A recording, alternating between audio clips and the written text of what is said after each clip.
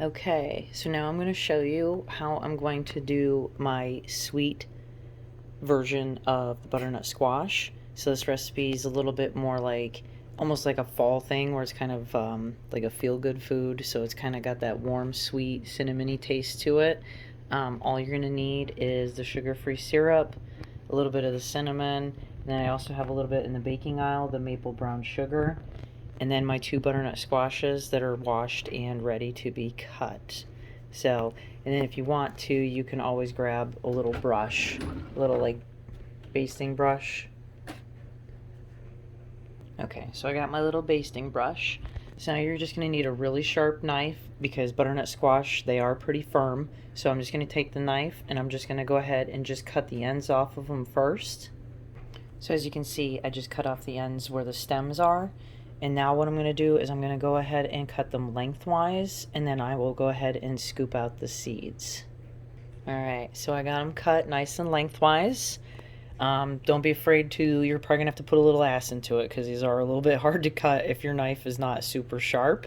And then right now all I'm going to do is I'm just going to scoop the seeds out of it real quick. Okay, so as you can see, I got the seeds all scooped out of them. And I just put them on the little rack there just so it's a little easier to see under the light. And then all I'm going to do is I'm going to take a little sugar-free maple syrup. I'm going to pour it in there, and I'm going to use my little brush just to kind of baste them and move it around a little bit. And then after I got a nice good coat of the maple syrup, I'm going to go ahead and sprinkle them with just a little bit of my maple and brown sugar.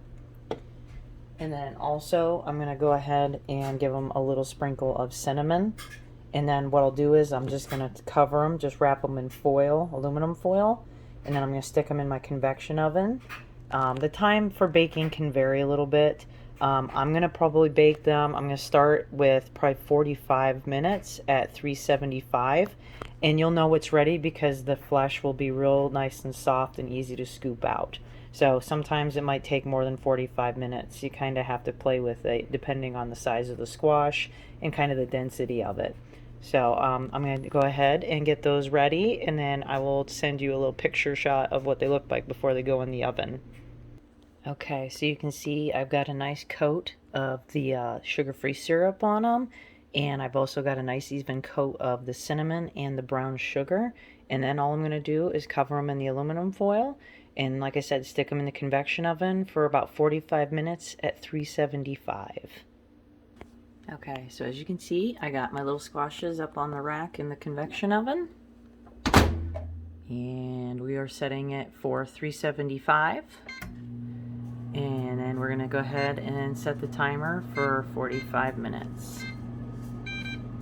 And then we'll see, or be like me and set it for 42 seconds. But 45 minutes, and then when they're all done, I'll show you what they look like when they are ready.